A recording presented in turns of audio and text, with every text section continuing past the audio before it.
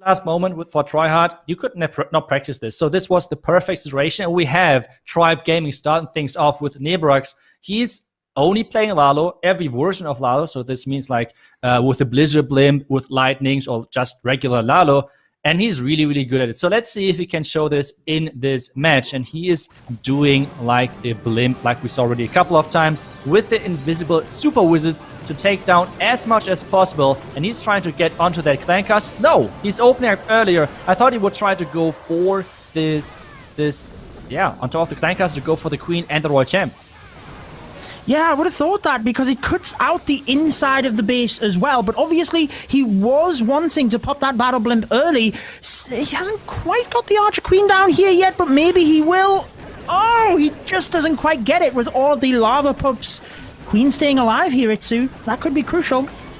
I really don't know. I feel like maybe he mistapped the Blimp or something, or he was afraid of the Blimp making it into the dead zone or something. I don't know. Something was kind of strange over there. I feel like either way, the heroes are now making it slowly into their town or direction. The king is not walking in. I feel like the king was supposed to walk in. He's investing out freeze to protect his royal champion, but now he needs his queen. His queen needs to take down this town compartment, and especially the town as a building. Otherwise, I think he has huge problems. And already now, like, he has only 3 headhunters with him, and those headhunters are meant to take down the enemy queen and royal champ.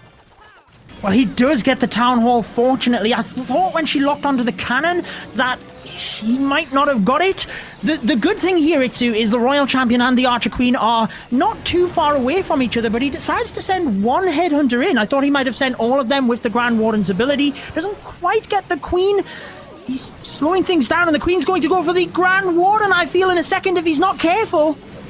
No, watch on the left side of your screen. I feel like he mistapped in both of his haste, both of his last haste spells. I feel like, I don't know what exactly is going on. Maybe his nerves, maybe he's mistapping all of his things. I don't know. I feel like it started with that Blimp, and now with the spells, this is not looking good. I feel at this point he needs to go as many percentages as possible. And the problem for his headhunters were the king. The king was in between of the queen and the royal champion. And I feel like with this king kind of guardian, always the back-end hero, it's really tricky to get through all of that, especially with only 3 headhunters and without a rage. So that was really, really nice base building over there from NGT Legends. And Nebrox is really falling short with that percentage. One of the lowest percentage tags so far which we had in this tournament. And this is obviously not the start which you're wishing for going into a match like this. Especially, this is giving the opponent so much more confidence boost. And well, let's try and let's see how many percentage he can still get. Yeah, with it being the first attack, Tribes certainly have numerous players that can help here. It is a team effort, and like you said, they have a roster full of experienced players as well to come, so they can certainly turn this one around. One player does not make the war, but you definitely called that right. It's difficult to go first, as we've mentioned. We've seen in this tournament 80% 2 stars. It's definitely to the lower end of the percentage, shall we say, but NGT Legends have their first attack as well, and I feel there have been a lot of nerves, particularly within the first attack from some of these teams.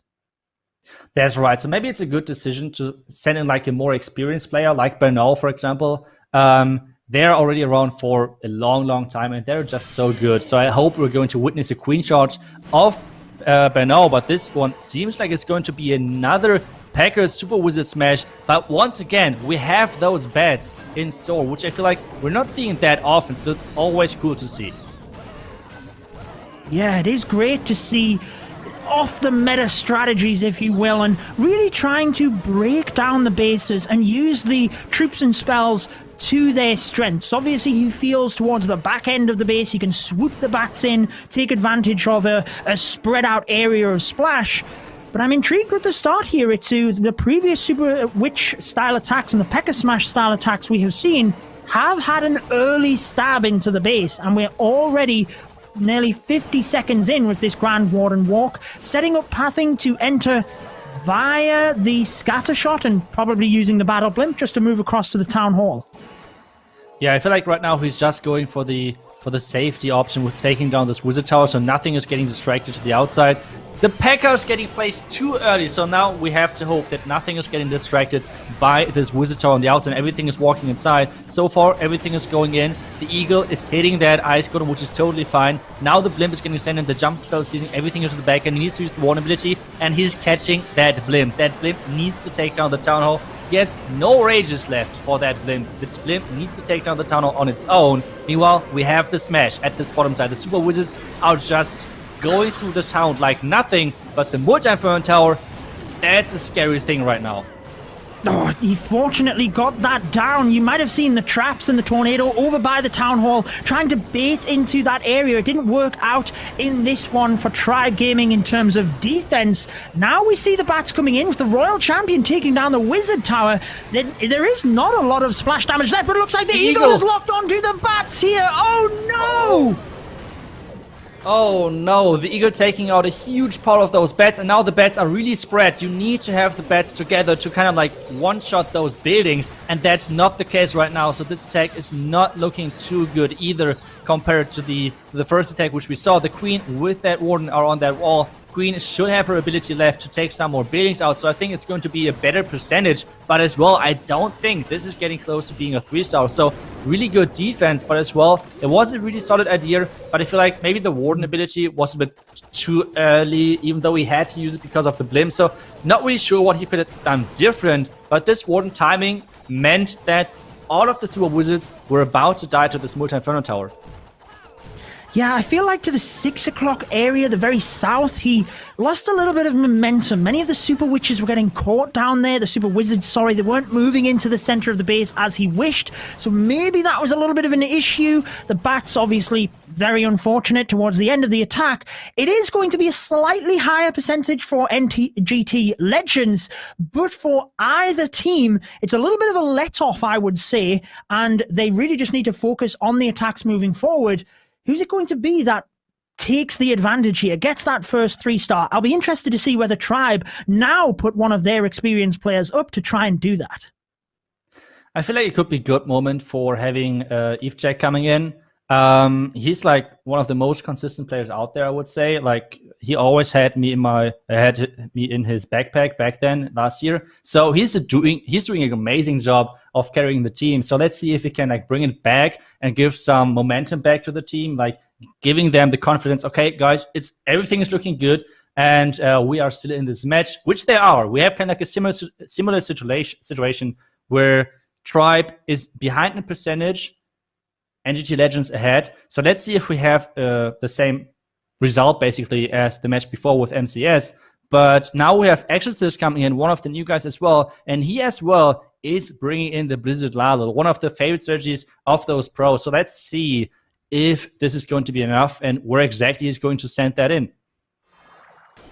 Yeah, let's find out. Starting off with the Earthquake, there is the Hound, like you said, to tank for the Battle Blimp. Obviously wants to get the Battle Blimp right into the center of the base. That's why we see the freeze on the Ace Sweeper as well. He has managed to get the Battle Blimp all of the way in there. Tower. One giant bomb goes off, but that's enough for the Super Wizards to survive. What are you seeing here, Itsu?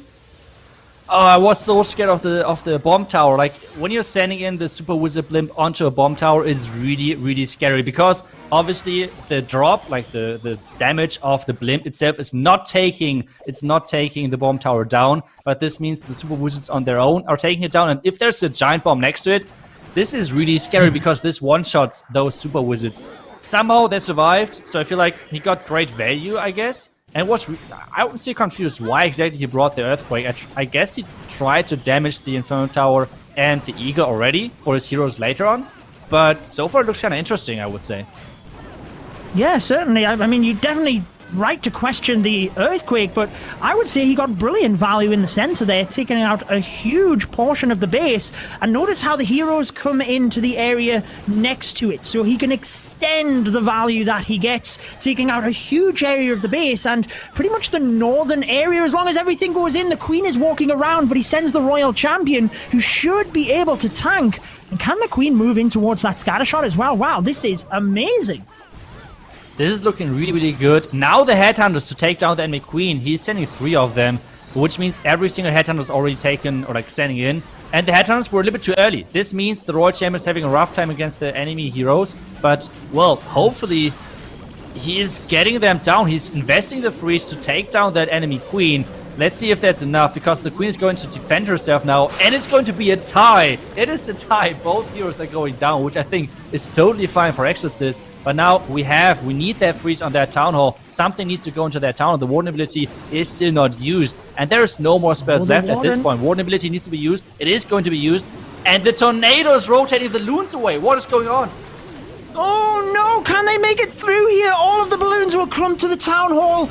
Fortunately, some of them survive, but majority go down. Oh, super unfortunate, because if his balloons survive, there is a chance he could have got through that back-end wizard tower. Definitely an improved attack. I really like the plan on this one. I feel he just got a little bit unfortunate with the lava loon. Yeah, maybe unfortunate, but at the same time, huge props. I mean, obviously it's not luck-based that the tornado trap is just placed over there, so really nice decision. And as well, we always know the tornado trap is always rotating into one direction. So this was all planned, that the tornado trap would rotate loons or whatever is reaching the Town Hall away from the Town Hall, so the Town Hall has time to defend itself. So that was perfect base building at its finest right there from NGT Legends. Really nicely done.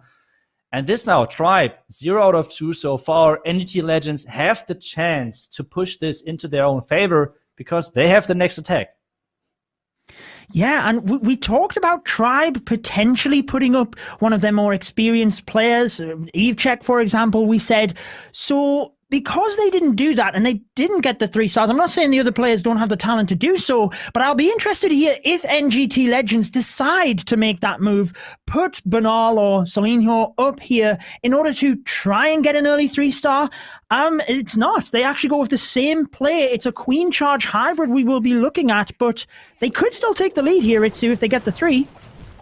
That's right. Let's take a look at what exactly is going to be the plan. It looks like that he's trying to charge into that bottom Eagle compartment, and then he's going to, well, see how that goes, I guess. The interesting part about this is, I mean, I already said in the beginning, I don't know why, but I really like to remember bases, and it feels like I know this base. The funny thing about this, the Eagle and the Town Hall are the same size, so everything what they did is just switching the Eagle and the Town Hall. I feel like except that, the base is pretty known, so let's see if this is changing enough to throw NGT Legends off and somehow make this defense works, because so far the Queen Charge looks good. He had a split Clan Castle lure, which is a little bit annoying, but now the poison and the freeze should keep that Queen alive. Or is it?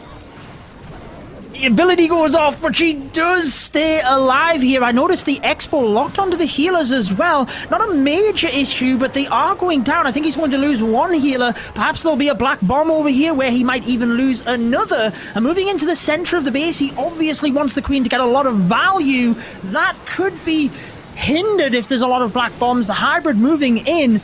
Is he going to have enough force towards the Town Hall? The Queen finally taking the jump spell. That should help with the hybrid pathing, but it's a little bit tricky to say right now, Itsu.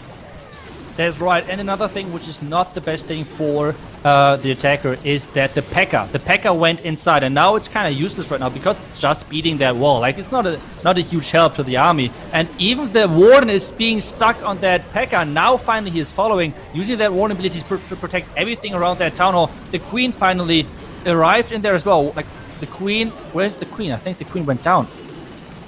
Yeah, she went down in the middle of the base there. The hybrid moving around the top. Royal Champion just about gets through the single target Inferno. That could be huge moving to the back of the base because he still has 1 minute. I think if he could get the multi here, that would force the RC down towards the single. And if she has enough Hog Riders ahead or miners or anything that can get in front of the RC, she might survive. But no, the multi locks onto her. Does he have enough troops here to move in and take down the multi? It still could happen here for NGT Legends. Never underestimate a Barbarian. There are so many of them, especially with the Warden. Alright, it means they're not dying to a giant bomb. And Judo, we have the first 3-star of this match in our hands. Really nice charge by NGT Legends, pushing them ahead with the first 3-star. So this is the lead for NGT Legends just after the second attack in this match. 3 attacks still to go. Both teams having their more experienced players, arguably, left to attack as well. And as you said, currently, with 2 attacks in, it is NGT Legends that have taken the lead. Tribe Gaming need to start responding because, as we've talked about, if the war continues to creep on, it gets harder and harder to respond. So I'm really interested to see how Tribe will attack, but also if NGT Legends can keep the pressure on them. Yeah, that would be huge for them. Just like keep having the pressure high, especially let's say if Tribe is going to triple now and they can return with another triple, they still have this advantage of the pressure going into the next attack. So let's see and wait who's going to go next. I mean, we have both Eve Maxi and Eve Jack still to attack. So waiting for that, I have to say Eve Jack most likely, Super Witches. I feel like that's his go-to strategy. But to be honest, he could do anything if I'm completely honest on that. And Maxi right now, he likes the lightnings, combines that with like Lalo, really, really solid. So let's see if that's going to be the case. Or maybe they're saying, okay, we want to have our last 2 veterans going in the last spot. But we have Eve Jack coming in, and he's just completely trolling me because he's going in with the dragons. Well, Evechek did say in our interview prior to the tournament that Super Witches was his favorite, but I agree with you, Itsu. I have seen Evechek use so many different strategies, and he actually always amazes me as to how proficient he is with so many different attacks. So we've already used the lightning spell to take down one of the Inferno towers. A very nice Yeti, gets a little bit of a funnel, but also the air defense at the top of the base. I really like the use of the Yeti to do that. With the dragons moving in, he has started off very quick with this one. Yeah, the problem now which he has is this Tesla farm at the bottom side, taking down the dragon really early, making sure nothing is really not everything is getting funneled in too quickly. The warden ability is not perfect, not catching every single dragon at that town, which means few dragons are getting hit by the damage over there. Now the slammer onto the Tesla farm. But to be honest, I'm not sure if that's looking that great. Yeah, his dragons are taking a lot of damage, and actually he got a little bit fortunate, I think, because the enemy clan castle troops pulled his dragons into the middle when it looked like they were going to move down to the south. They go down fast here. He's still got the royal champion with the ability, but she's taking a lot of damage as well. The dragons just got melted in the middle of the base, Itsu, and I am not sure what percentage he can even get here. Yeah, this is not looking too good percentage-wise, but the queen sit on the outside with her army of archers in front of her. But I don't think this is going to protect her too long. But a couple of more buildings should be in this, but this is going to be roughly about 80%, I guess. But obviously, that's not what you're going for in this tournament, especially with knowing that NGT just tripled one of your bases. And they're up again, so they could put up another 3-star. So this is definitely not looking good right now for a Tribe. And this is going to finish off on like 86%, I guess. Yeah, somewhere around that mark. But what you just said, Itsu, if NGT Legends were to put up another 3-star, that would mean there's only 2 attacks left per team. And Tribe would be 2 3-stars behind. So they would have to finish perfect at this point. So NGT Legends could really take an advantage here. And I am interested if now they finally put up one of those 2 players that we've mentioned, Banal and Selenho, because we do recognize their names from INTZ. I always love to see the new players and the new teams coming into Clash of Clans. That's something that's always refreshing. But obviously you do have players that stick in your mind that have been around for multiple seasons. Yeah, I think you will always remember the Queen Chargers of Banal. That was always something magical in its own, right? Like having Banal back then with normal Warbreakers, triple layer going through the entire base basically. So there were just insane moments. So let's see if he's going to bring that up, even though I feel like Queen Chargers right now are not the strongest option in the meta.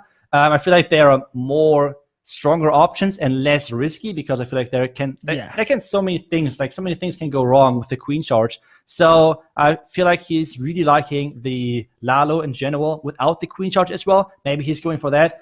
Let's wait for it, but I'm super excited for that. I'm looking forward to it.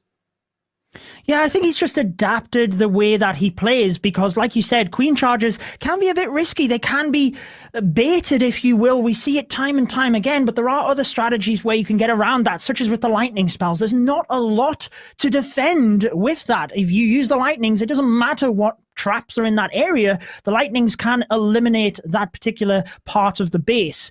And we do have Solinho, and it's one of the strategies which was crushing bases at the start of this tournament. It's the Inferno Dragons. Can he get this one done? You see the E-Drag to the left-hand side of the base, an early funnel with the Yeti, setting up for the Inferno Dragons to move in from the southwest side. Yeah, I just wanted to say, like, we had so many good Inferno Dragon attacks in the beginning. Where's the strategy? Why is no one using it right now? And we have it right in here. Warden ability, once again, really early to protect the Inferno Dragons from the Eagle shots, from the Multi-Inferno Tower, and from the Scatter from the get-go. And now we have that Blimp reaching that Town Hall, the Rage to make sure that it's going down. And the Clan Castle is coming out. There are actually a couple of those super minions in there, which are not the nicest thing to face. The Skeleton spells now are getting dropped as well for the back and single Inferno Tower and Scatter. And we have the Royal Champion just getting placed at the top left side. I love the use of that Royal Champion up to the top because it keeps the momentum on either side of the base so that the Inferno Dragons can move through the center. These super minions were stuck inside that poison on defense, so they went down in a flash. Notice the skeletons as well, tanking for the Royal Champion at the top. Another freeze spell used for the scatter shot alongside the skeleton spell. And with so many Inferno Dragons, I can't even count them at this stage, Itsu. Solinho is crushing this base, and he will put NGT Legends 2 stars ahead of Tribe Gaming. That's right, Tribe really needs to come back, but this was such a beauty of an attack with the Inferno Dragons, and I'm still surprised that we have not seen the strategy more often. I feel like it is right now the strongest army composition in the game, considering how difficult it is to execute. I feel like, obviously, like the drawing the line in the beginning with those loons, with those Inferno Dragons, is not the most complicated thing to do. It's all about, like, obviously placing the skeleton spells, making the right choices over there. But except that, comparing that to a queen charge, it's really hard to compare. So I feel like we should see those strategies more often in the current tournament if the teams want to get further. We saw Hannah Roy using them to perfection, getting nearly the perfect war. And yeah, now Tribe need to step it up. They certainly do. 2 stars behind with 2 attacks remaining, so they need to get 3 stars at this stage.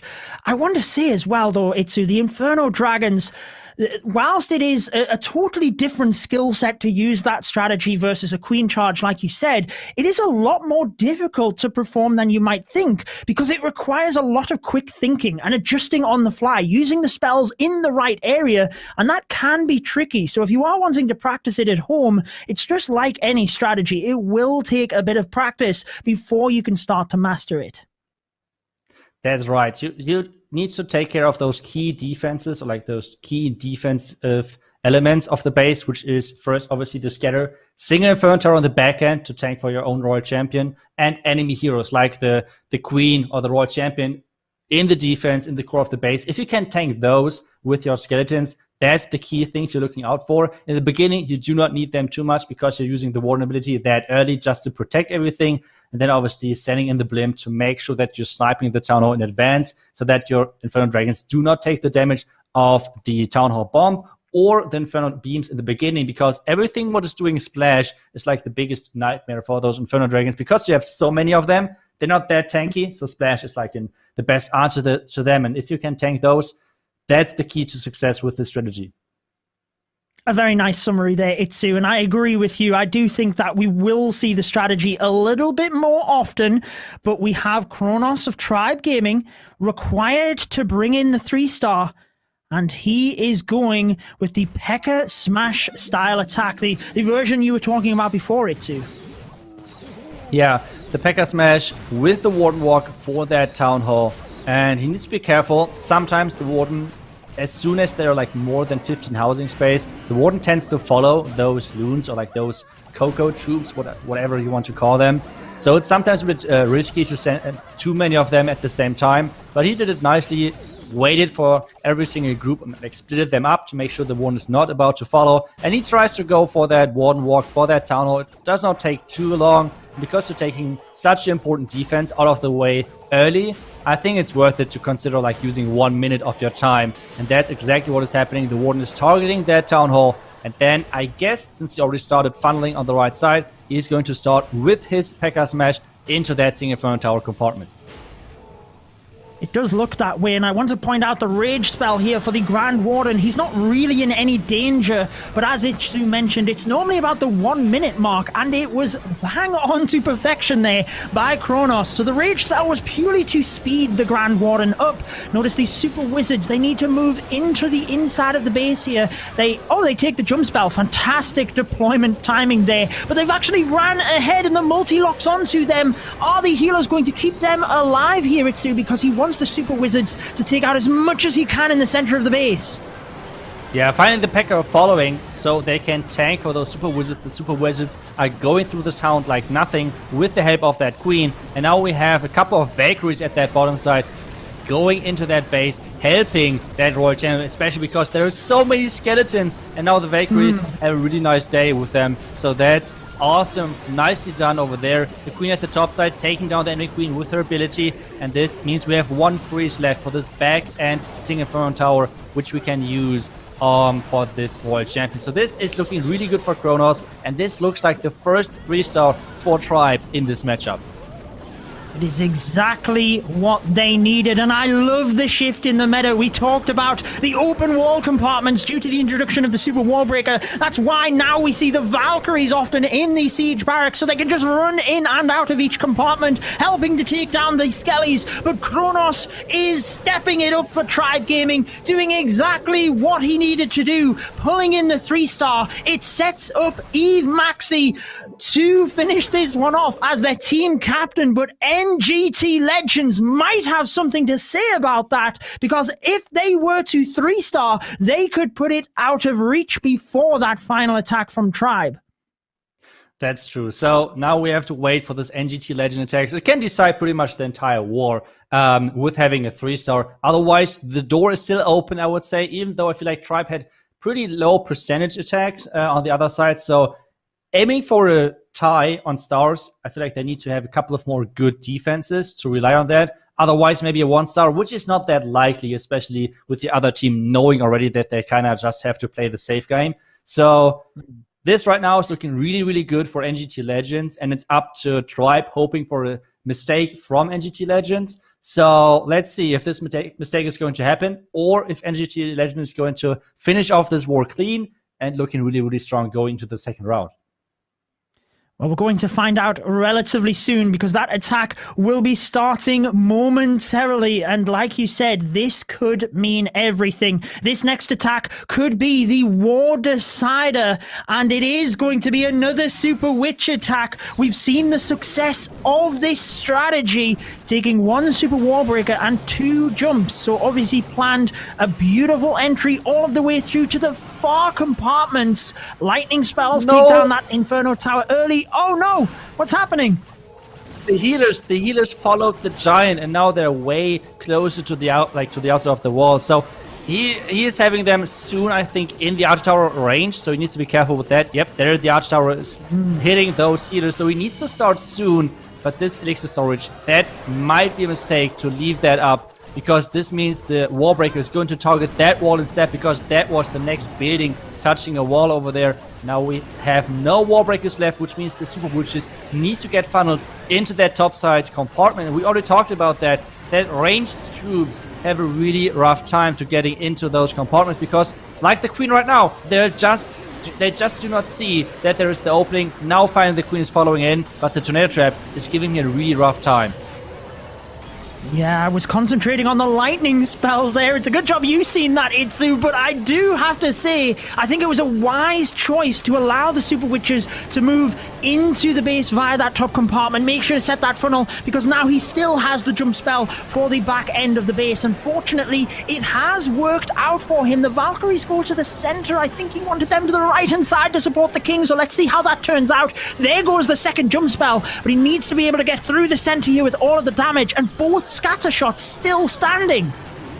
Yeah, the Royal Champ needs to be placed in. That's what he's doing right now. So this is now really nice recovery, making sure the Royal Champion can take down this Getter shot, even though there's a lot of damage. And the Witches right now have a rough time because there's not too many healers left. There's no rage on those healers, so they're not as effective anymore. And the Queen ability has to be used as well. And there's still a lot of on the back end. We have the Warden hitting hard. We have the Royal Champion had to use her ability. And there is still a lot of things left on this back end. The Warden is finishing off this Queen and the core, and the Royal Champ is dropping as well.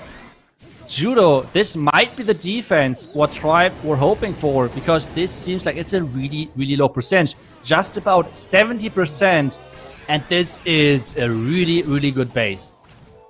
It sets things up nicely for us, doesn't it, towards the closing parts of this war. You could just see it slowly falling apart as he had to deploy the siege barracks a little bit early to make sure the funnel was set for the Super Witches to go in. That led the Valkyries to then go to the center rather than into the base, causing the Royal Champion to be deployed in that area. The knock-on effect was huge from the opening part of the attack, but you called that perfectly, Itsu, because now the door is open a little bit for Tribe Gaming, but they do have to get a 3-star if they are going to have any chance of taking this. That's right. Maxi now needs a 3-star, and then we can see it at the bottom of our screens right now. The percentage is in favor of Tribe. With this last attack, Tribe has the percentage favor, even if they're like, I don't know, like if they're tripling anyways, but this means if they're going to triple, they're going to force NGT Legends to triple as well. And what better ending this is than even Maxi versus Bernal, if I remember this right. So this is going to be an epic battle for finishing off this war. And, well, if Maxi triples, this is going to be, once again, a lot of pressure, which is, as we already mentioned earlier with Tryhard, a nice practice, but at the same time, with so much money on the line, it's not that just practice, right? You want to win this as well for everything. Totally. For the fame and the glory, I think, were the words that you used at the very start, Itsu. So actually looking at this, if Eve Maxi were to 3-star, he would put it out of reach for... Oh, no, I'm sorry, because they have the extra star. That's my fault on that one. You are totally correct. Anyways, let's get into the attack. Eve Maxi starting off with, as you said, the lightning spells. This is what he likes to do, and he has shredded the inside of the base. Yeah, now the Earthquake to make sure that he's softening things up. I feel like, I'm not sure, maybe he invested too many lightnings, or he already used that for that lightning or something, because this is kind of surprising that he's investing one Earthquake to damage off the Inferno Tower and then using a freeze. Not really sure if that was intended or something was going wrong. But either way, the Queen and the King should walk into that topside compartment. With the Queen already been taken down, this is looking pretty solid. He has the Siege Machine with him, so that's like the big difference between of the Lightning Lalo and the Blizzard Lalo, where you have to invest a lot of Siege Machine power in the beginning, but have a little bit more spells left compared to the Lightning Lalo. So let's see how this works. He's putting a nice, really nice poison up against this enemy Super Minion. And now it's all about the Queen and the Lalo, and he's going all in. He is taking the risk. Oh, the Queen is dying her inability.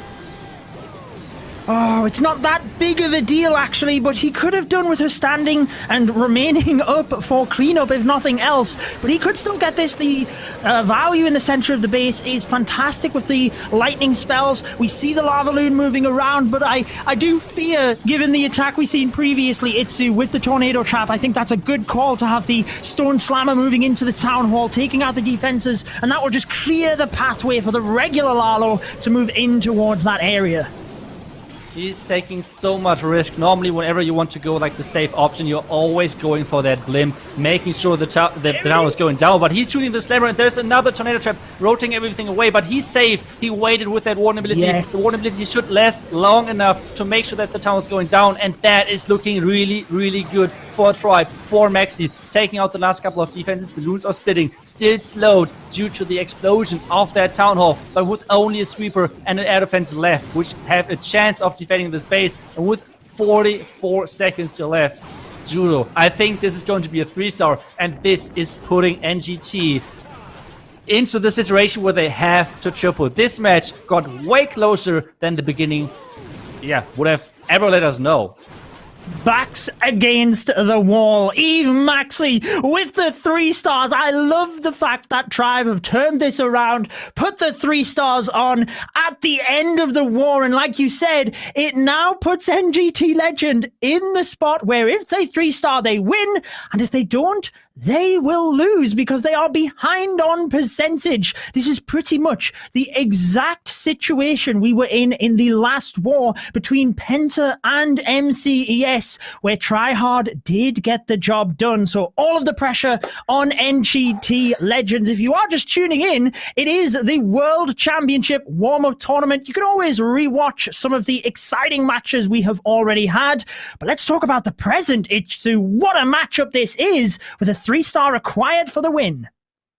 Yeah, Bernal has to 3-star, otherwise he and his team are going home, and that's obviously huge in this warm-up tournament. You want to showcase your skills, you want to get into the Worlds season as good as possible, moving in with the momentum, and that will be a huge thing, beating Tribe in that first match, and obviously getting into the second match tomorrow. But this is a huge task, obviously. 3-star, yes, of course, all of those pros can 3-star, but with this pressure on the line, it is a lot to ask for. But if there's someone out there, it is Bernal, and he is going in with his Queen Charge. I'm happy. I just want to see the Queen Charge, and I'm looking forward to that. He is the master of it. Like you said, previously we would see him bringing 10 plus wall breakers, but he has the super wall breakers now able to be used. The Battle Blimp using the Yetis does get a little bit of damage. I'm not sure whether he really needed to commit the rage there. I'm trying to think back as to what defenses were in that area, but he does clear a lot of things anyway and creates pathing for his Queen. That's right, and now he has a really good path for his Queen into that single Inferno Tower, and we can see once again the jump spell with this one combined, because on a Queen Charge Lalo you have way more spells for this Queen Charge compared to a Hybrid, for example, because Hybrid needs a lot of heal spells, which are quite expensive. On the other side, with Lalo, we need hastes, maybe a freeze, and that's not as expensive as like 2 heal spells, for example. So bringing in the jump just to give your Queen more power, more access to the base is a pretty good decision. And now we have the next wall break coming in any second. Yep, there's the next wall breaker, making sure the Queen has access to the single Inferno Tower compartment, and then he's going to freeze that single really soon and going to jump into the base.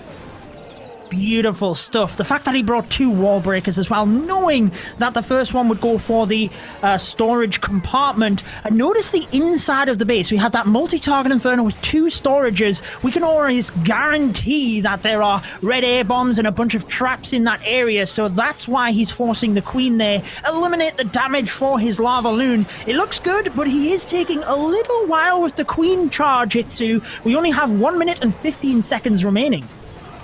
Yeah, but Queen Charge Lalo at the same time is one of the quickest armies out there. So we saw already, players like Utah or Linate from Alternate who finished the Lalo in like 40 seconds. So let's see. He's starting with 1 minute left. Was the record.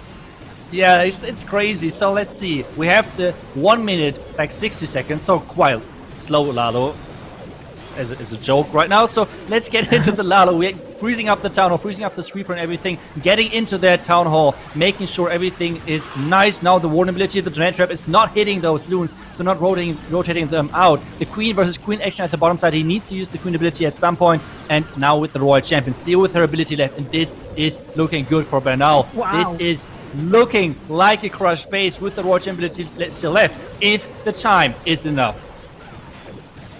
Eve Maxi did what he could for Tribe Gaming, but Bernal, with his Lava Loon, flying in to really spin things around at the end. We were watching the time, but in the end, it is not even close. Nearly 10 seconds to spare. Bernal grabs the victory right at the end of this one. NGT Legends knocking Tribe Gaming out of the tournament. But I have to say, from both teams, that was incredible to watch, and I thank both of the teams for such an exciting war there, Itsu. Yeah, that's right. Always those wars which come down to the last attack are so amazing to watch. And once again, we have the last attacker clutching it out.